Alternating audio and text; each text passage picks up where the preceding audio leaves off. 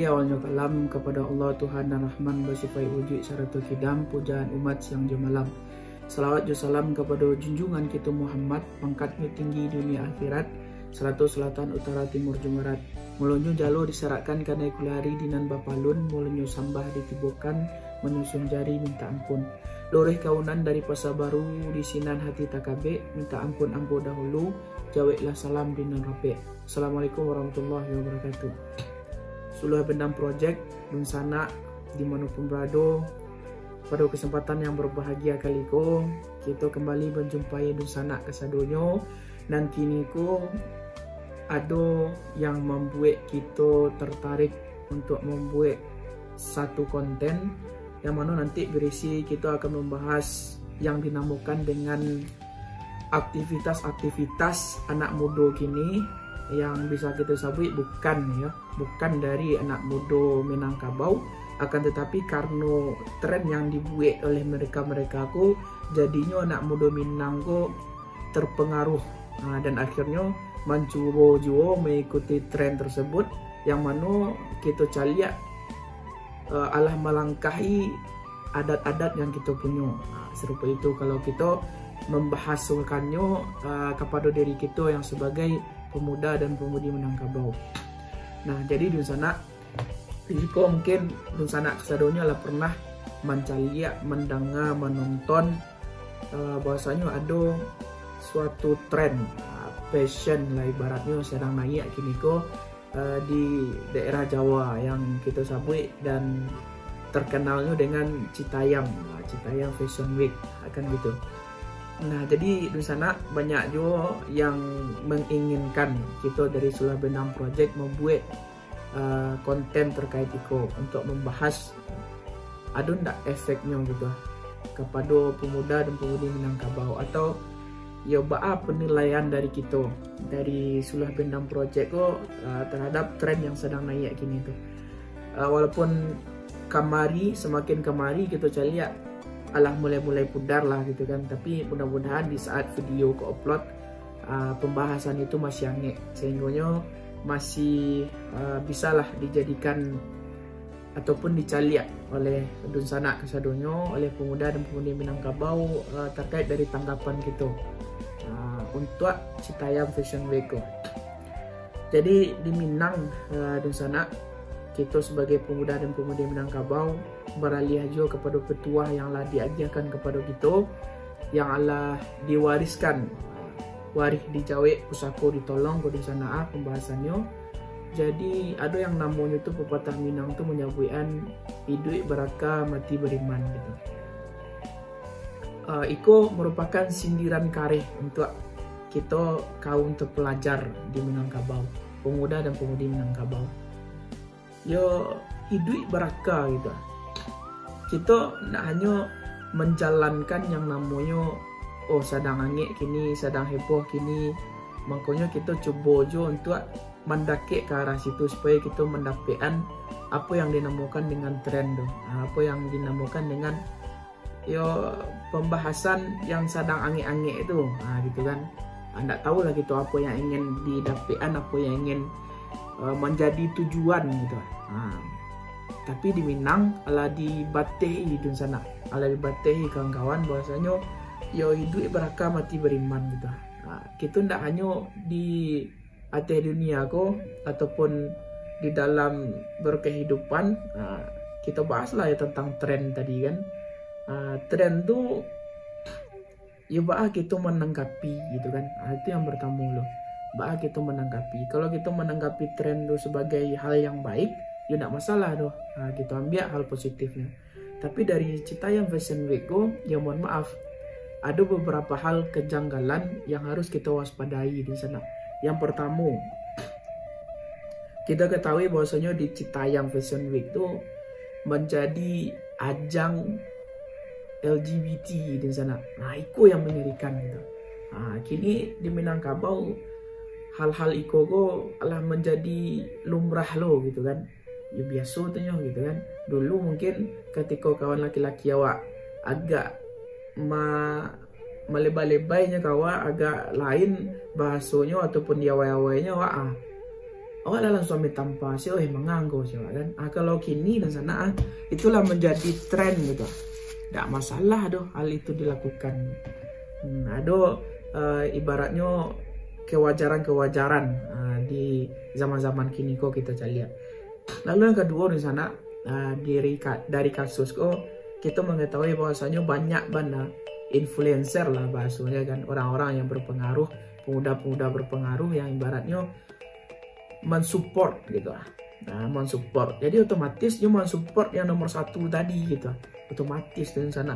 Karena ya dijadiannya konten gitu kan, dijadiannya ya supaya bisa dicari oleh follower-followernya gitu kan, dicari oleh pengikut-pengikutnya, dicari oleh kawan-kawannya di konten yang buat di Citayam Fashion Week itu. Itu yang mengerikan di sana. Jadi Allah yang pertama menyemarakkan LGBT, yang kedua influencer ibaratnya yang berpengaruh kok. Nah ini mencarian Citayam tuh berusaha gitu supaya Citayam Fashion Week itu diterima oleh kalangan pemuda di Indonesia kan gitu. Nah kita bahas merambah akhirnya kepada Sumatera Barat, negara kita yang tercinta di sana. Sampai mungkin di sana menengah ada di Jam Gadang Batanggo, ya Minangkabau Fashion Week nggak salah ya. Pokoknya dulu kayak gitu kan. Jadi ya apa yang ingin kita sampaikan di sana? Yang pertama, ibu beraka mati beriman gitu. Tren orang, naiknya orang, ada suatu hal yang bantuannya menarik gitu kan. Ya dipikirlah dulu. Baraka lah pakai ya gitu kan. Kita pikiran layak tak kira-kira kita sebagai pemuda dan pemudi Minangkabau yang menanggapi isu yang naik tuh, menanggapi juga tren yang sedang naik tuh sikap gitu. Jadi kini di sana mungkin bertanya, apakah menurut Sula Bendang Project itu salah? Ada beberapa kesalahan di sana dari apa yang telah ditampilkan oleh pemuda di Jam Gadang tersebut. Karena apa? Ya kita takutnya gitu kan, dengan hal-hal yang dimulai secara perlahan tuh, beko dua hal tadi yang menakutkan tuh. Ada tentang yang pertama tadi, lalu yang kedua tadi, itu juga terjadi di Minangkabau kan, itu yang tidak kita inginkan. Itu saja sebenarnya di sana. Karena pesan dari kita sebenarnya dari Sula Bendang Project yang ingin kita sampaikan, yang pertama itu terkait dari pepatah Minang tadi. Dia cara kita menanggapi tren yang sedang naik di Indonesia gini kok. Kita menjaga idealisme kita sebagai pemuda dan pemudi Minangkabau. Nah lalu yang kedua di sana, bahwasanya pemuda di seluruh Indonesia lah, tidak hanya pemuda Sumatera Barat dan pemudi Sumatera Barat itu sangat rentan di sana, sangat rentan. Apalagi di zaman-zaman kini kok yang kita tidak memahami adat, yang adat itu sebenarnya garis lurus gitu, berhubungan nanti dengan agama gitu. Serupa itu adat bersandi syarat bersandi kitabullah, tidak bisa dibantah lagi gitu kan. Nah apa yang terjadi kini kok kan bertentangan dengan agama, dengan adat. Itu yang kita takutkan kalau sempat iko menjerumus lo ke pemuda dan pemudi Minangkabau gitu. Untuk mengambil positifnya silahkan lah ambil gitu, tapi sampai kini kok ambo pribadi alun bisa mencari positifnya itu di mana gitu. Kalau nak ingin memperagakan busana dari adat Minangkabau, ada tampaknya di sana, ada panggungnya tersendiri gitu. Begitu kira-kira di sana. Kita lanjutkan terkait dari rentannya pemuda dan pemudi Minangkabau tuh yang lah tergerus oleh akhir zaman go. Ibarat biduak kacik dan alun sudah di sana. Tahu lah di sana biduak kan tahu nak. Biduak kacik dan alun sudah. Pakakeh dan alun langkok bana. Jika balaya mana pinapi, jika bakato di bawah-bawah. Kok katangah takut di gelombang, kok katapi takut di buayu. Itunya pengertian di sana. Artinya pemuda Minang ku sangat rentan dengan ilmunya yang kamari tangguang kesadunya gitu. Karena pemuda Minang pemuda tentunya akan bersemangat dengan hal-hal baru. Ada yang namanya fashion lah, tren lah, segala macam itu tuh yang akan kalau tidak diwaspadai gitu Itu akan menjerumuskan pemuda dan pemudi Minanggo. Peranan kita sebagai Sula Bendang hanya itunya, saling mengingatkan saja gitu. Dan yang kedua, yang ketiga yang ingin kita sampaikan, bahasanya di sana pemuda Minanggo nya ibarat si buto yang tidak akan mungkin bisa ke membimbing, si bisu yang tidak mungkin bisa ke menyanyi, si lumpuh yang tidak akan mungkin bisa ke menari di sana. Jadi kita butuh banyaknya pengalaman, butuh banyaknya beraja, butuh banyaknya menilai, mencontoh karena menang, beraja karena sudah. Kepada apa ya, kepada adik kita, ada landasan kita di sana. Itu yang paling penting.